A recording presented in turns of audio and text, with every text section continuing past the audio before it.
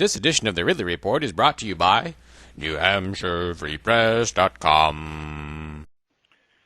Hello, this is Ron Paul with your weekly update for April 20th. The recent episode with the Somali pirates has brought to the forefront many questions about maritime security.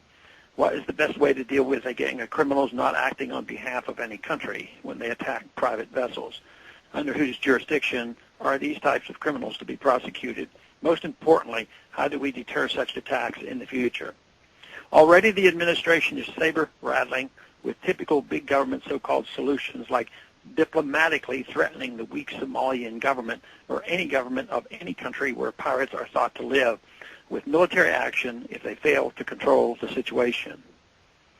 There are calls to increase the size of the Navy until it is nearly omnipresent on the seas. I was pleased to see that they got one thing partially right in stating that the government should work with shippers and the insurance industry to address gaps in their self-defense. If by work with, they mean get out of the way. But I fear this will soon be brushed aside in favor of the more elaborate interventionist and expensive measures. Self-defense is the most obvious, most effective, and least expensive solution. But that has never stopped the government from spending money they don't have to make problems worse. The situation is not unlike the situation with the non-state thugs that perpetrated the attacks on 9/11. We were not attacked by any country, and yet our response was to start wars with countries out of a need for misguided retaliation. This destroyed most of the goodwill our nation had in the world and helped terrorists recruit and grow even more powerful.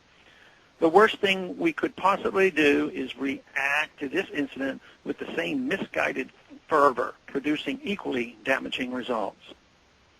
First and foremost, the people and the entities closest to the situation need to be empowered to defend themselves. In the case of private shipping companies, the owners and operators need to be allowed to carry weapons to deter and defend from attacks. But because many governments, including ours, have anti-gun laws in place in ports and territorial waters, ironically to discourage piracy, it is nearly impossible to legally carry weapons at sea for peaceful and defensive purposes. This sets up the predictable situation that only criminals and military vessels remain armed, making legitimate shipping operations ridiculously easy prey. I strongly believe that standing behind the basic human right to self-defense is the best deterrent to both terrorism and piracy, which is why I also argued for allowing pilots to be armed after 9/11. What governments call a gun-free zone is in reality a target-rich environment to a criminal. The second line of defense would be for Congress to act within the Constitution and issue letters of marque and reprisal deputizing private organizations to act within the law to disable and capture those engaged in piracy. This approach to keeping ships safe at sea would minimize the effect on international relations by keeping our Navy out of it, as well as keep costs to a minimum. These criminal gangs should not have free rein to rob, terrorize, and murder as they please in the world. But we need to be thoughtful and strategic in our reaction to incidents like these and not knee-jerk our way into bigger, more encroaching government military solutions. Thanks for calling this update. A new update is placed on this number, 888-322-1414, every Monday morning.